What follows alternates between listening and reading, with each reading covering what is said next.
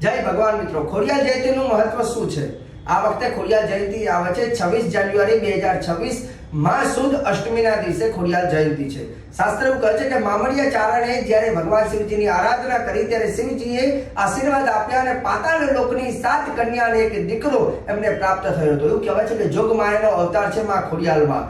ડુંગરે ડુંગરે દીવા બળે તારા માં ખોડિયાર, ત્રિશુલ તેજસ્વી હાથમાં દિવ્ય જેનો ચમકાર, અનેક રૂપ અવતરી ભોમ ઉતારન ભાર, આવી શક્તિ ઈશ્વરી ખંકારી ખોડિયાર, જે બધાના દુઃખોનો નાશ કરે છે અને વાજિયાને સંતતિ આપે છે તે માં ખોડિયાર।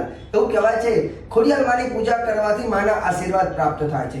શાસ્ત્રો કહે છે કે સ્નાન કરી પવિત્ર વસ્ત્ર ધારણ કરી એક બાજટની ઉપર સ્વસ્તિક બનાવી એની ઉપર લાલ કપડું પાથરી એની ઉપર ઘઉં પાથરવાના અને માં ખોડિયાર માતા અને ગણેશજીની પૂજા કરવાની। ખોડિયાર માતાની પૂજા કરતી વખતે ખાસ કરીને કંકુનો તિલક કરી અને માને 7 લાલ રંગના પુષ્પ ચોક્કસ અર્પણ કરજો। ઓમ ત્રિશુલ ધારિણીએ નમઃ, ઓમ ત્રિશુલ ધારિણીએ નમઃ આ મંત્રથી માની પૂજા કરજો। સાથે સાથે માને તમારે લાલ રંગની ચુંદડી પણ અર્પણ કરવાની છે। કાસાની થાળીની અંદર લાપસીનો પ્રસાદ, તલ, ગોળ અને એક શ્રીફળ વધેરવાનું છે। પ્રસાદની અંદર આ વસ્તુ અર્પણ કરજો। માની વાર્તા સાંભળી માની આરતી કરજો અને શક્ય હોય તો 7 નાની દીકરી જેની ઉંમર 2 વર્ષથી માંડી અને 10 વર્ષની હોય તો 7 દીકરીની તમે ચોક્કસ પૂજા કરજો અને જે કરવાથી માં ખોડિયારના આશીર્વાદ પ્રાપ્ત થાય છે। વિડીયો સારો લાગ્યો હોય તો લાઈક, શેર, સબસ્ક્રાઇબ અને ફોલો ચોક્કસ કરજો। જય ભગવાન।